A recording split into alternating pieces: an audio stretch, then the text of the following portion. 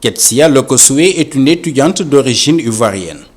Chaque jour, elle prend le bus au rond-point Sam pour rentrer. Mais aujourd'hui, elle a passé plus d'1 heure à l'arrêt. Elle dit préférer attendre plus longtemps que de s'exposer en s'entassant dans les bus. Je suis actuellement là depuis 10 heures. Quand je vois les bus sont pleins. Donc je ne peux pas monter dans les bus. J'attends à ce qu'au moins j'ai une place. Mais même si je sais que j'aurai une place, arriver juste devant encore, ce sera encore bourré. Mais bon, on fait comment? On est obligé de faire avec.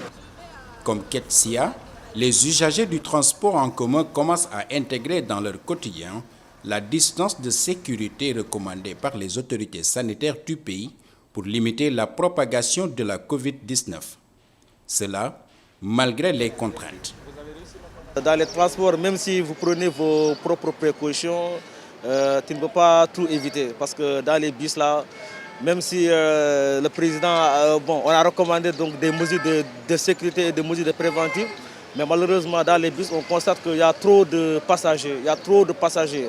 Et parfois, donc, tu es obligé même de ne pas, encore ce soir sur des bancs. On a ça en tête, mais parfois, ces choses, ils sont inévitables. Ils sont inévitables, mais tu es obligé donc de se confronter à la situation. Dans les bus, la mesure commence à se faire sentir. Ce chauffeur de la ligne 29 confirme l'effet de la recommandation sur sa ligne.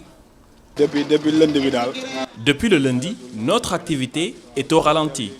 Bon, vous le savez, c'est à cause du coronavirus. Même si garder la distance de sécurité d'au moins 1 mètre recommandée par les autorités peut s'avérer difficile dans les bus et autres moyens de transport en commun, les usagers rencontrés font tout pour s'y conformer.